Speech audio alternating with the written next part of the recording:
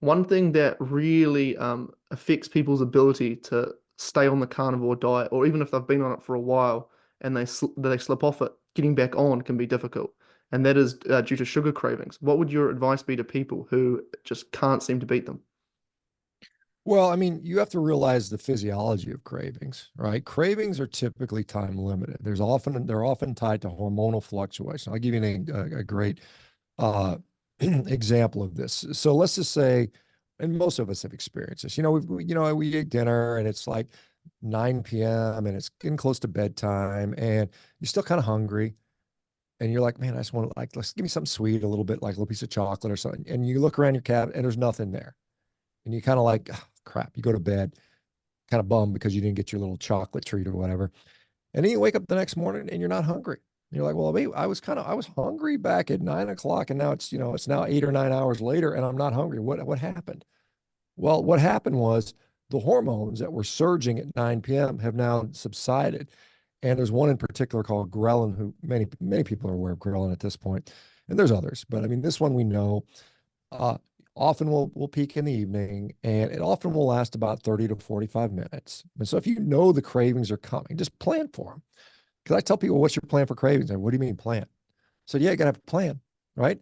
So if you have a plan, if you fail to plan, then you plan to fail, right? So it's like, what if I know it's going to last for 30 to 45 minutes? Can I distract myself for 45 minutes? Yeah, you can go for a walk. Go outside, go for a walk. Summertime is beautiful. Go take a nice stroll before you go to bed. Or, I don't know, call somebody, or engage in some activity to take your mind off. Go read a book, go watch a show, or go do something. Maybe you eat something different. Maybe you eat something that's, you know, maybe you stretch your stomach out with a bunch of fluid. So because there is a stretch receptor that kind of shuts down satiety, it shuts down hunger for a while.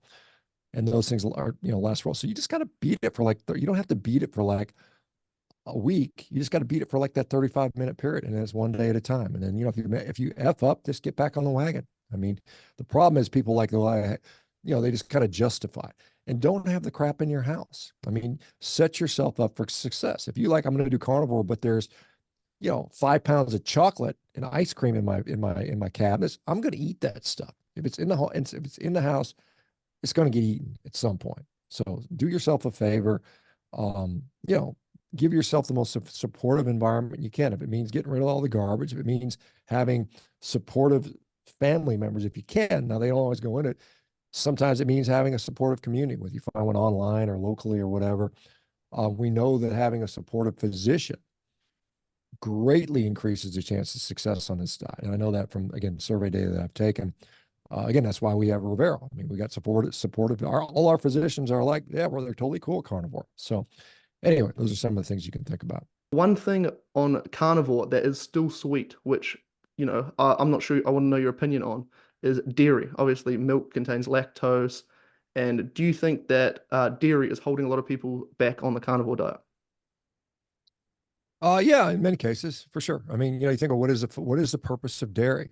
I mean, dairy is to make things grow. I mean, grow animals, grow humans, grow baby humans, grow, I mean, we consume dairy as mammals, and it's uniquely designed so that we consume a lot of it. So it's very easy to overconsume dairy. I mean, if you're particularly disciplined and you can get away with not like gorging on cheese, or I mean liquid dairy in particular, it's so I tell people, again, depends on your goal. If you're trying to lose weight, which most people are, then drinking calories is a bad idea. So that's one thing.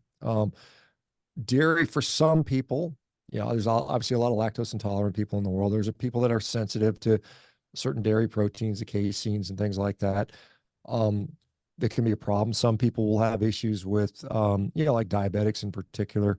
Sometimes, the little bit of lactose that's in there, which is, glucose and galactose is a disaccharide molecule, can be problematic. I think that I tell people in the beginning on the diet, if you want to include dairy, fine, make it a condiment. I mean, obviously ground beef, a plain bowl of ground beef.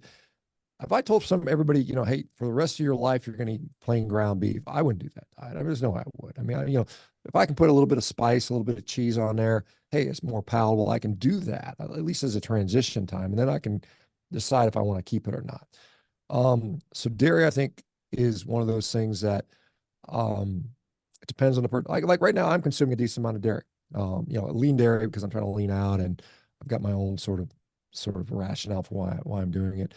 Um, but I think for many people, it's kind of a gray area, and you just have to proceed with caution around dairy. If you're enjoying this interview and you want to see more carnivore related content like this, consider subscribing down below.